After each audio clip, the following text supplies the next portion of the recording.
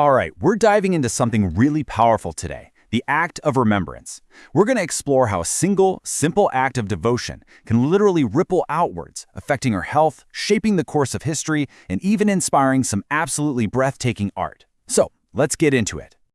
I want to start with a hook, a question that kind of bridges the spiritual and the scientific. Is it possible that an act of faith, something deeply personal, could have a real, measurable effect on your body? The answer, as you'll see, is pretty fascinating. Because, this isn't just about prayer in a simple sense. We're looking at remembrance as this huge, multi-layered idea in Islamic tradition. It's a practice that connects our quietest, most personal moments to these grand, sweeping movements of culture and even civilization itself. So, first up, let's look at the hard data. How does a spiritual practice actually translate into a biological response? Let's check out the science. Okay, so the central practice we're looking at is called dhikr. Think of it as a kind of spiritual meditation. It's a conscious, focused effort to bring God into your awareness, often by repeating sacred phrases. At its heart, it's all about creating a spiritual bond, a feeling of closeness. And here's the proof in the pudding. A study took two groups of older folks with hypertension. As you can see, they both started with pretty much the same average blood pressure. But look what happens after the test. The control group, their pressure actually went up a tiny bit. But the group practicing dhikr? Wow, a significant drop. And that p-value of 0.000, that's the scientific way of saying this was absolutely not a coincidence. This is a real, statistically significant result. So how in the world does this work? Well, the study found a really clear mechanism. Think of your nervous system as having a gas pedal and a brake. The rhythmic, focused nature of dhikr hits the brake. That's your parasympathetic nervous system. It calms your body down, countering that fight or flight response, and it releases endorphins, which just makes you feel calm and comfortable. Now, right alongside dhikr, there's another key practice, istighfar. This is the act of seeking forgiveness.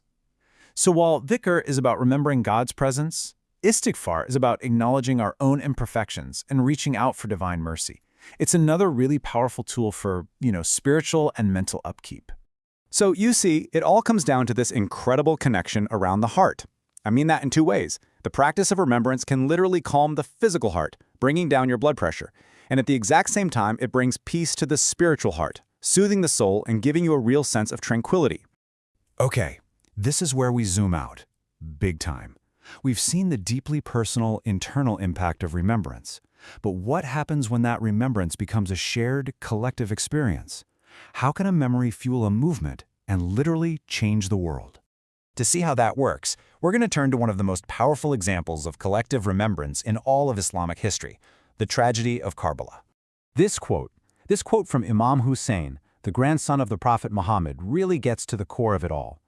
Back in 680 AD, on the plains of Karbala, he and his small group of followers made a stand against what they saw as a corrupt and tyrannical ruler.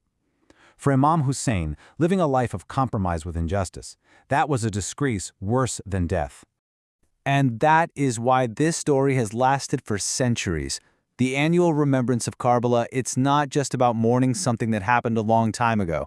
It's about remembering the principles he died for, a timeless, universal call to stand for justice no matter the cost. And you can literally trace the impact of this memory through history. It has been a revolutionary spark for centuries. In the 8th century, it inspired real uprisings. By the 16th century, entire dynasties were building commemoration ceremonies into their state identity. And fast forward all the way to the 20th century, and those very same ceremonies were being used to mobilize people during the Iranian Revolution. It's incredible. So here's the big takeaway for this section. Remembrance on this scale is transformative. It takes a deeply personal emotion, grief, and channels it into a collective identity, a powerful force for social and political action. That shared memory becomes a blueprint for change. Of course, for a memory to survive for more than 1,000 years, it can't just be an idea. It needs a vehicle. It needs art. And that brings us to the powerful poetic traditions that keep the story of Karbala alive and breathing. One of the most important of these art forms is the Marsiya. And this isn't just any sad poem. It's a highly structured, epic elegy that's dedicated to retelling the tragedy of Karbala. It's basically a literary monument built out of grief and commemoration.